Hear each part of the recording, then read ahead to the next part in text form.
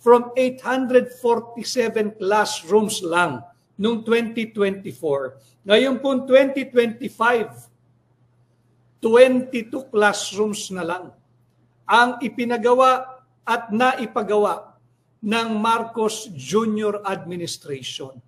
Di ba't kaluoy, kaawa-awa, kalunos-lunos ang ating mga kabataan? Kanya po yung ating pamagat ngayong hapon, bansot at mangmang.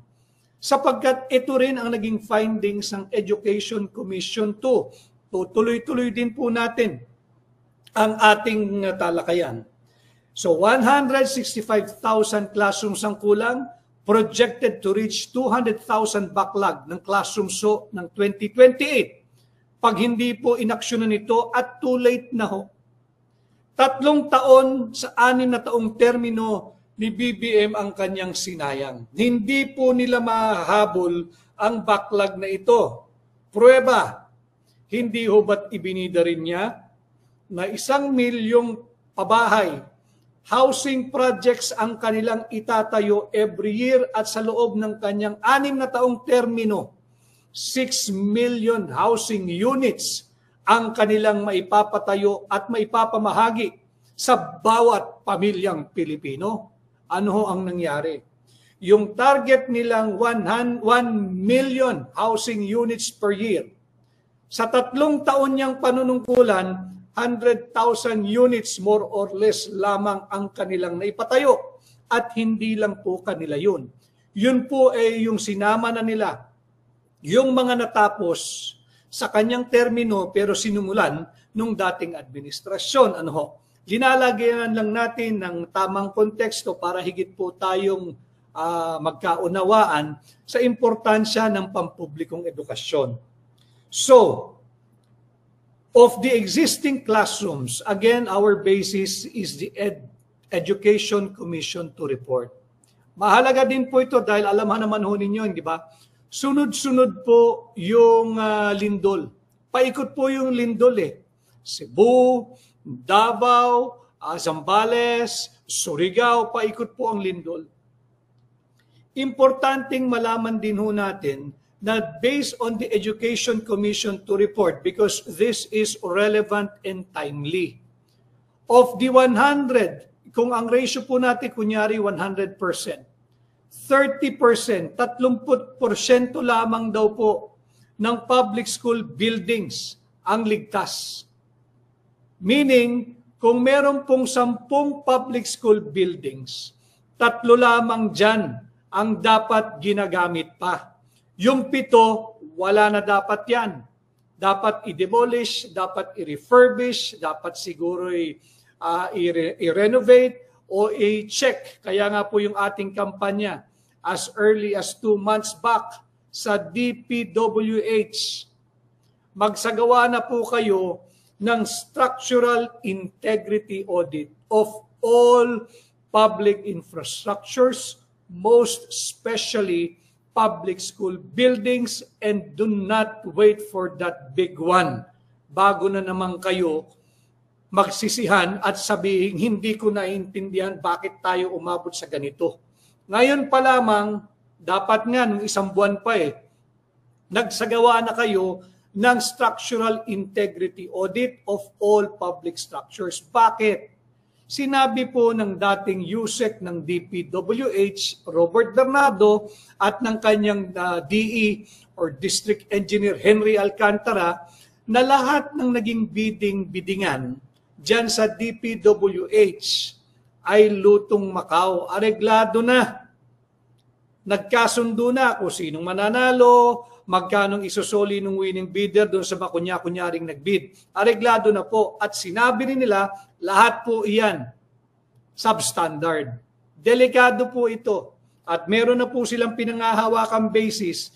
And God forbid, I hope it does not happen. Subalit kung sakasakali, wag naman, may mangyari po, wala tayong ibang sisisihin. At ang dugo ay nasa kamay ng kasalukuyang administrasyon. Bakit kanyo? Sinabi na ho ng EDCOM 2 report, only 30% of our public school buildings are safe. Yung iba ho roon ay hindi na dapat gamitin at hindi na dapat ginagamit. Ngayon, bakit paliit ng paliit yung nagiging classroom projects? From backlog na malinaw 165,000, noong 2024, 847 classrooms lamang ang kanilang ipinagawa. Ngayong kasalukuyang taon, 22 classrooms lamang ang kanilang pinagawa. Bakit po seemingly unattractive ang classroom projects?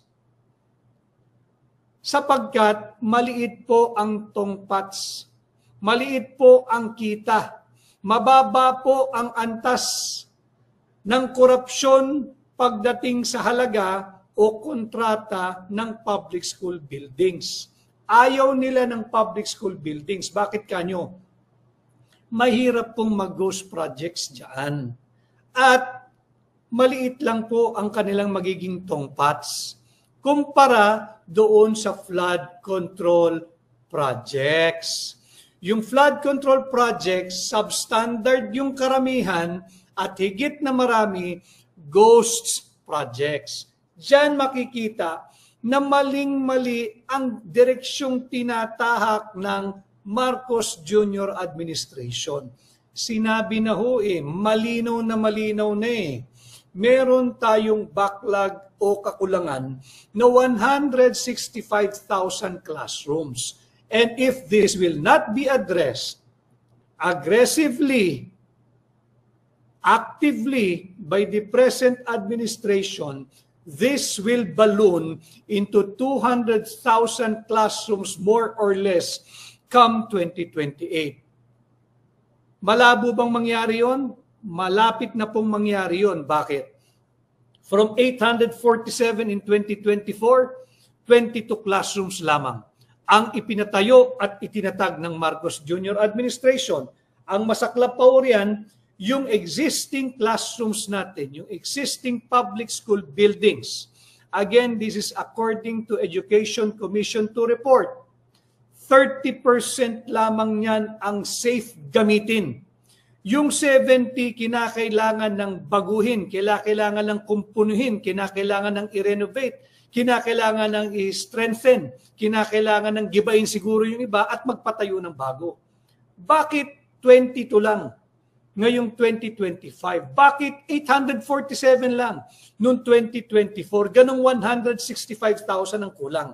Kasi nga po, mababa lang, manipis lang, kakaunti lang ang kanilang magiging kita pagdating sa school buildings or classrooms.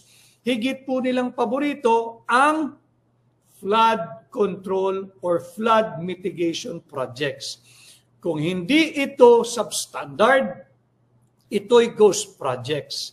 Kung hindi naman ghost projects at tunay na implement, ito po'y duplication. Paulit-ulit, every year, nagkakaroon ng same amount at same location ng project pero implemented na po yung iba. Ganun po katalamak ang kurakot, korupsyon at pagnanakaw ng buwis at pondo nating mga Pilipino sa kasalukuyang administrasyon. Now, which brings me back to our case pending before the Supreme Court. Why do we keep on addressing the 2025 national budget as invalid, illegal, unlawful, and unconstitutional? Lagyan po natin ng konteksto ng saligang batas. Malinaw po kasi sa ating saligang batas, Article 14, Section 5, yung ating pong mga guro na nakasubaybay, Article 14, Section 25, the state shall assign the highest budget priority to education. Malinaw po yan. The state shall assign the highest budget priority to education and ensure that teaching will attract and retain the rightful share of the best available talents through adequate na sahod. Yung sahod aspect po, yung remuneration, natutugunan po yun somehow.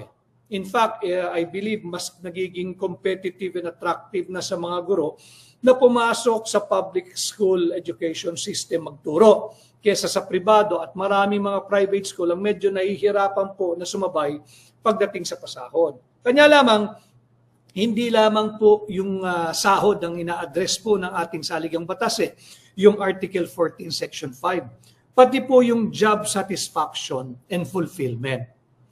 Nga kasi, sa loob nga ng isang taon, ngayong 2025, napakadaling gawin. Ang nagawa lang nila ay 22 classrooms sa buong bansa na yan. Paano mo nabuo sa iyong hallucination, sa iyong guni-guni, sa iyong imagination, yung 5,500 flood control projects? No? So ito po, kitang-kita na natin, 2 buwan na pong mainit na pinag-uusapan ng kontrobersiyang ito, merong krimen, kitang-kita na ho nating lahat, subalit walang kriminal. Maaari din natin baliktarin. Kitang-kita na kung sino yung mga kriminal, pero tila wala pa rin silang krimen na nagagawa. Bakit? Wala pa hong nakakasuhan Buo na po lahat ng gusto nilang mga ebidensya, nariyan na. Sa Bulacan, kasi yan po yung uminit yung dakilang lalawigan at makasaysayang lalawigan ng Bulacan. Sentro po iyan ng Ghosts Flood Control Projects. Sentro po iyan ng Flood Control Fund Anomaly. Sentro po iyan ng Flood Control Funds Kurakot. Sentro po iyan ng Flood Control Funds Corruption. No? Hanggang sa ngayon, wala yung mga personalidad na una ng mga nabanggit at bilyong-bilyong piso ang tinanggap ng kanilang distrito na flood control funds ang naimbitahan o nais-imbitahin ng ICI. Bakit? Budol ho yung ICI. At bilang Pilipino, nananawagan po ako sa mga kamag-anak ng mga bumubuo ng ICI. Kausapin po ninyo yung inyong mga kamag-anak. Dahil alam ko naman na hindi ho kayo lahat dyan ay hindi naging biktima ng baha. At ako'y nakakatiyak bilang Pilipino rin kayo, galit din kayo sa korupsyon. Kausapin po ninyo. You apply your persuasion at kausapin yung inyong mga kamag-anak na itama sana yung kanilang ginagawang landas ng kanilang proseso ng hindi ko kasi masabing investigation. Wala naman po silang investigatory power. Maaari siguro fact-finding, pero wala din po yan. Wala silang subpoena power, wala silang contempt power. Palamuti lang po yan, borloloy lang po yan. Wala pong poder ang ICI. Usapin niyo yung kamag-anak, talikuran na yung ICI na yan. Alam mo ninyo ang pag-asa ng tao, ang mataas sa pag-asa ng tao, nandun po dati sa Blue Ribbon. Kaya lang, sinalaula po. Nagkaroon po ng school bukol sa Senado. Nabalasa, tinanggal yung dating chairman at nawindang-windang na ho yung proseso ng pag-iimbestiga. Pinalitan ng chairman, nagbitiw yung chairman, nagpahayag yung Pangulo ng Senado, babalik daw yung dating chairman. Lukuhan po ito. Sirang-sira na po yung ating mga institusyon. Kaya base sa dokumento, sana manawagan yung mga, nananawagan tayo sa mga kamag-anakan ng mga bumubuo ng ICI, pakiusapan po ninyo yung inyong mga kamag-anak. Anyway, lahat po ng mga taong nandyan, pagdating career-wise, made na po yung mga yan In fact, very prestigious, illustrious na nga po may tuturing yung kanilang naging career path. At sa kanilang edad, tinitingala, iba na po yung estado sa lipunan. Sana naman, gumawa na lamang po kayo ng legasiya, hindi lamang para sa inyong pamilya, hindi lamang para sa inyong pangalan, kundi legasiya para sa Pilipino na kayo'y kalaban ng korupsyon. Huwag na ho kayong magpagamit. Wala na ho kayong papatunayan, mga established na po kayo. Retired na nga ang karamihan Retired na, nakapagsilbi na sa bansa. Sana isipin ninyo, legasiya ng inyong pangalan, legasiya ng inyong pamilya, pero sa pangkalahatan, legasiya po nating mga Pilipino na labanan na natin ang korupsyon at ipaglaban natin na magkaroon ng higit na magandang bukas, kahit po fighting chance. bigyan natin ng fighting chance yung ating mga kabataan na magkaroon ng higit na mabuting buhay. Yung flood control po, matapos ang 2 buwan na mainit na balitaktakan sa social media, sa Senado, sa Kongreso, sa mainstream media, wala po yan. Bahagi po yan ng BBM. Kagaya po yung ICI at yung mga iba pang nagrarally. Bahagi po yan ng BBM. Ano po yung BBM? Yung budol-budol makinarya. Bahagi po sila, nagpapagamit po sila ng budol-budol makinarya. Imaginin ho ninyo, yung mga kongresista at kontratista, 2 buwan na po itong mainit pinag-uusapan. Ni kalabit, wala pong kalabit mula sa ICI. Budol po yan. Nasaan na yung top 15 na kontratistang pinangalanan ni BBM? Tahimik na yung SunWest Construction and Development Corporation, yung High Tone Construction and Development Corporation, yung una ng tinagurian na Flood Control King, yung si Flood Control King, yung Alex, tingnan ko lang po itong notes ko. Itong si Alex Abelido, Flood Control King, yung Legacy Construction Corporation, nawala na rin po ito sa usapan, nawala na rin po ito sa usapin, at hindi na rin po ito pinatatawag o pinatawag ng ICI. Hindi na maawa po kayo sa aking sa aking mga kababayan dyan po sa dakila at makasaysayang lalawigan ng Bulacan. Hindi na po nawala ang tubig baha. Permanente na ho eh. Pasalamat kayo, hindi kayo nakakaranas ng baha. Pasalamat kayo pag gising ninyo sa umaga, pagtapak ninyo sa inyong mga silid, sa inyong living room, sa inyong dining room, sa inyong backyard, sa inyong garden. Tuyo po eh. Kahit umuulan sa labas, tuyo.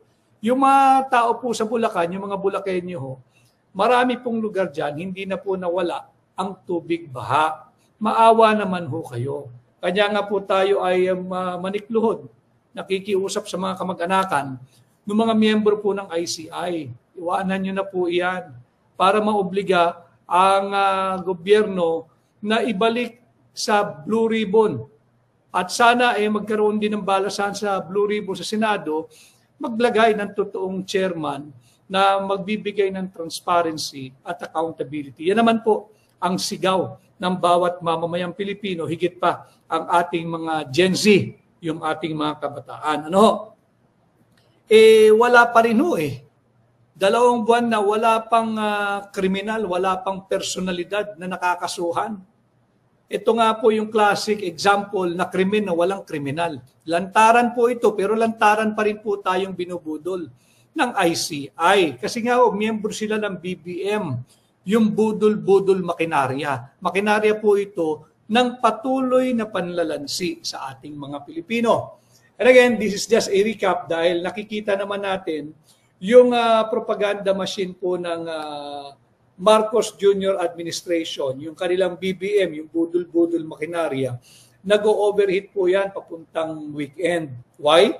They want to control the narrative going into the weekend. Para po makalimutan ninyo, habang kayo ay nagpapahinga o pilit nag-i-enjoy, kahit hirap na po tayo over the weekend, kakargaan nila ng naratibo nila na gusto nilang yun ang magiging dikta nila for the coming week. Pilit pong buburahin, babaguhin gamit ang mainstream media. No? Yung vice cam, di ba yung vice cam ng 19th Congress, ito po yung nakialam doon sa panukala o proposed budget initially ng Executive Department. Ang tanggapan ng Pangulo ni BBM.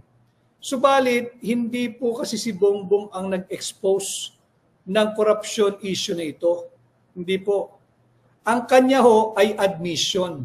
Yung ginawa niya nung SONA nung 2025, ngayon pong July, ang propaganda arm po, yung budol-budol makinarya ng gobyerno, ginagawa po siyang hero. They are forcibly projecting him to be the hero as the one who made the expose. Pambubudol po iyon. Ang ginawa niya nung July 2025 SONA, hindi po expose. It's not an exposition, but rather it was an admission na talaga namang graft-ridden and corruption-heavy na ang kanyang administrasyon. Napilitan siyang aminin dahil tatandaan ninyo, atras tayo ng kaunti. Days before the SONA, nag-uulan, nagbababaha, hindi ba? Kanya nga, di ba, meron pang threat doon, baka hindi matuloy ang SONA at hindi na maitanggi. Talagang walang flood control projects. Hindi na maitanggi yung nagsusmigaw na kurakot at korupsyon. So, anong gagawin nila? Unahan mo na. Kunyari, ikaw ang bida at ikaw ang nag-anunsyo, ikaw ang nag-expose. Hindi po. Hindi po siya ang nagbunyag, hindi po siya ang nag-expose. Ang ginawa po niya noong July 2025 SONA, it was an admission that serious mistakes have been made sa ating 2023, 2024 at 2025 national budget. Dahil nga po yan sa by-scam. Yung mga nag-oorganisa ng pagkilos, meron daw gagawin na rally sa November 30 or 31. At nung September 21, di ba, hinati-hati yung mga nagrarally. Yung hakbang ng maisog lamang mo ang sumisigaw ng Marcos resign. Tapos, ganyan po talaga eh. Mamaya, didiskurso po natin. Nadiskurso na po natin eh. Wala pong nananawagan na pabagsakin ng gobyerno. Wala. Parami na ho ang humihingi na magpalit na ng administrasyon. Magkaiba po iyon ha. Ang gobyerno ay hindi ang administrasyon. At ang administrasyon ay hindi po gobyerno. When you speak of government, there is permanence. When you speak of administration, they are always limited by their term limit. Kung matatapos sila yung term limit nila. Marami na po sa ating kasaysayan ang hindi nakatapos ang termino. Ano po ang naging desisyon ng Korte Suprema? Constitutional daw po iyon pag nagsalita na yung totoong pinagmumula ng kapangyarihan, yung sovereignty resides in the people, taong bayan.